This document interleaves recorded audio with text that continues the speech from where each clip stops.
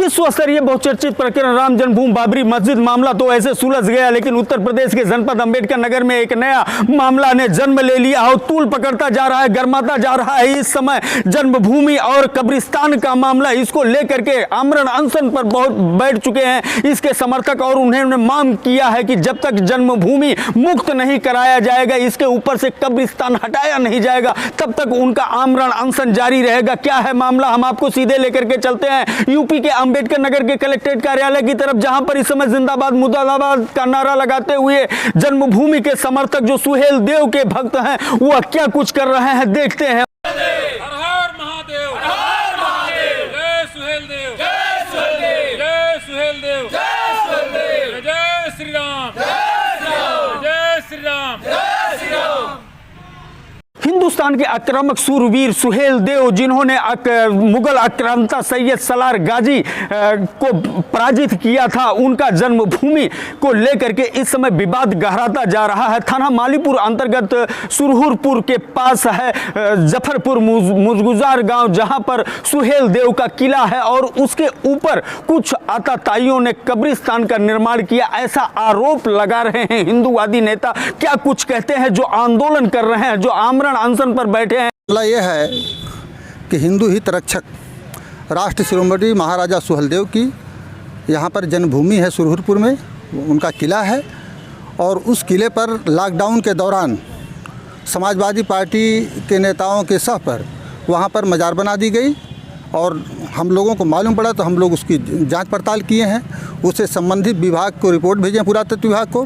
पुरातत्व विभाग ने आज के 7 महीना पहले आदेश दिया जिलाधिकारी महोदय को कि अतिक्रमण को हटाया जाए, लेकिन 7 महीना बीतने के बावजूद भी अतिक्रमण नहीं हटाया गया, और इसलिए मजबूर होकर के हम लोगों को आमरण अनशन करना पड़ा है। और आमरण अनशन के बाद हम लोग बताना चाहते हैं कि जिस तरीके से राम जन्मभूमि में को मुक्त कराने के लिए कार सेवा शुरू की गई थी, अब इसके बाद वही रास्ता बचा है, दूसरा कोई रास्ता नहीं है।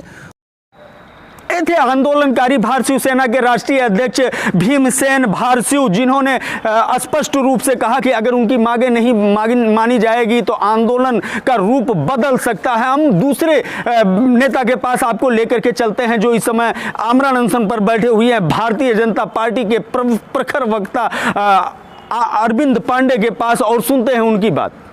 आपके इस कदम से सांप्रदायिक सौहार्द भी बिगड़ सकता है, आप इसके बारे में क्या सोचते हैं? इतिहास को प्राप्त करना सांप्रदायिक सौहार्द से कहाँ मतलब है? हम तो इतिहास की बात कर रहे हैं ना, इसमें संप्रदाय की बात कहाँ है? ये पूरी तरह से हमारी ऐतिहासिक धरोहर और विरासत का विषय है, ये किसी संप्रदाय विशेष का विषय ही नहीं है। हमारी 2 मांगे हैं। सुरहुरपुर किले को महाराजा सुहेल देव की जन्मस्थली को मुक्त कराया जाए। दूसरी मांग है कि जो अकबरपुर बनाया गया अकबर द्वारा, ये प्राचीन सोझावलगढ़ है। अवध गजेटियर में स्पष्ट लिखा है कि अकबर और वीर सोझावल रावत का युद्ध हुआ। वीर सोझावल रावत ने अकबर की सेना को पीछे कर दिया, अकबर ने धोखे से महाराजा वीर सोझावल रावत की हत्या की। तो ऐसे वीर शिरोमणि जो हिंदुत्व की रक्षा के लिए वीरगति को प्राप्त हुए हैं, तो सोझावलगढ़ के नाम से हमारा पुराना सोझावलगढ़ प्राप्त हो, ये इतिहास की बात है, इसमें संप्रदाय की बात है नहीं। अकबर भारतवर्ष के लिए आक्रांता है, अकबर तो भारत के लिए महान है नहीं। महान महाराजा सुहेल देव हैं, महान महाराजा सोझावल रावत हैं, महान महाराजा सोहनदल हैं। ये राजभरों की हमारी जो धरोहर है, तो हम अपने इतिहास को प्राप्त करने के लिए आमरण अनशन पर हैं।